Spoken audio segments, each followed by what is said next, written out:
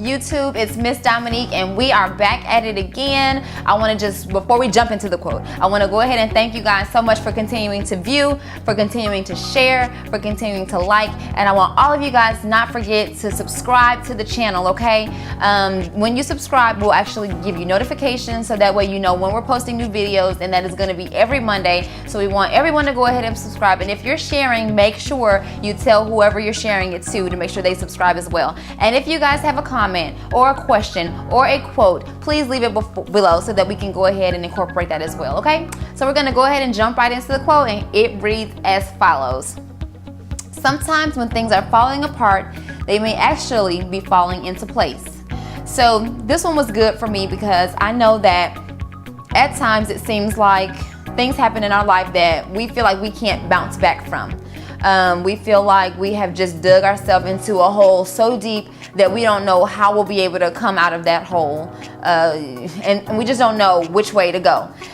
For me, I'm 30 years old, and there is nothing in my life that I can go through at this point that I absolutely 100% know without a shadow of a doubt that God cannot fix for me in my life.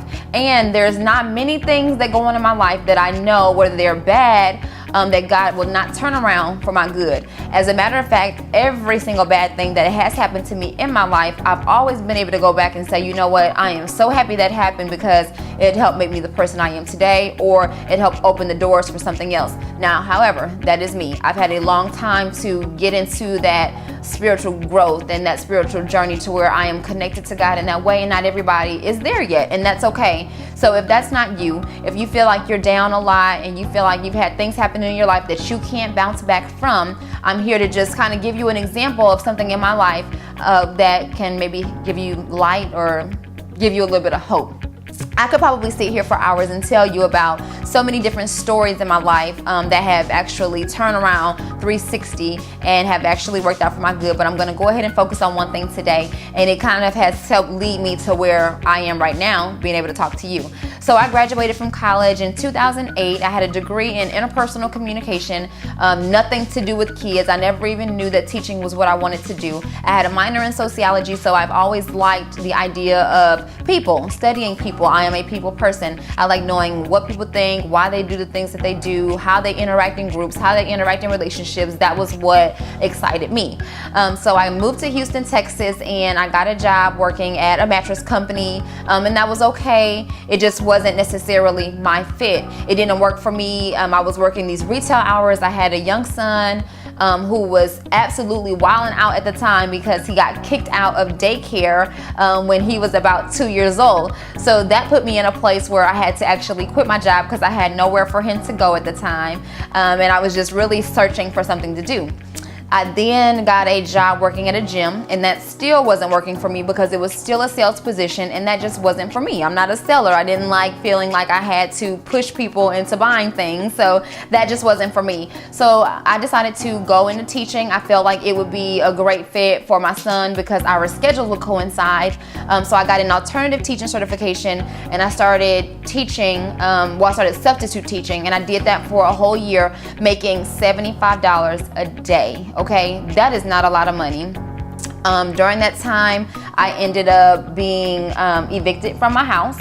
All of my bills were past due, stuff was getting cut off. It was just a really, really hard time.